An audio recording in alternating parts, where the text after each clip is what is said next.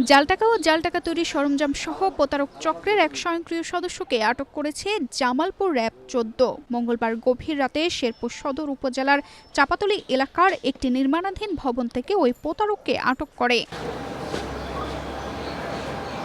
RAB ১৪ CPC ১-এর company commander major Labid Ahmed জানান, গোপন সংবাদের ভিত্তিতে খবর পেয়ে শেরপুর সদর থানার চাপাতলী এলাকার দুলাল মিয়ার নির্মাণাধীন ভবনের ৭ম তলায় দীর্ঘদিন থেকে একটি স্বয়ংক্রিয় প্রতারক চক্র জাল টাকা তৈরি করে একমাত্র স্মার্ট সিটি বসুন্ধরা, আধুনিকতায় এক ধাপ এগিয়ে বিভিন্ন বাজারে সরবরাহ করে আসছিল।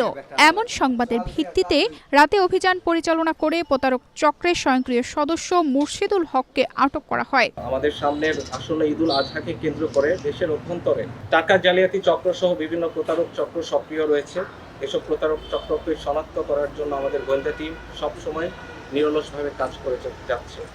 এরই ধারাবাহিকতায় নিয়মিত টহল কার্যক্রম পরিচালনাকারী সময় গতকাল দিবাগত রাত 23:30 ঘটিকায় একটি গোপন সংবাদের ভিত্তিতে আমরা জানতে পারি যে শেরপুর জেলার সদর থানার ৫ নং ওয়ার্ডের চাপাতলীর অভ্যন্তরীণ উপজেলা মডেল মসজিদের বিপরীত পার্শ্বে মোহাম্মদ দুলাল মিয়ার একটি ৭ম তলা নির্মাণাধীন বিল্ডিংয়ের ২য় তলায় দক্ষিণ পার্শ্বের একটি ফ্ল্যাটে দীর্ঘদিন ভাড়া নিয়ে থাকা সন্দেহভাজন ব্যক্তি দীর্ঘদিন ধরে জাল টাকা তৈরি করে শেরপুর সহ দেশের বিভিন্ন প্রান্তে সরবরাহ করে মানুষের সাথে প্রতারণার কার্যক্রম পরিচালনা করে আসছে। এ সময় নগদ ৬,৮০০ জাল টাকা তৈরির ব্যবহৃত একটি মনিটর, ৩টি প্রিন্টার, একটি মোবাইল ফোন ও টাকা তৈরির নানা সরঞ্জাম জব্দ করা হয়। প্রতারক চক্রের অন্য সদস্যদের গ্রেফতারের চেষ্টা চলছে বলেও জানায় তারা।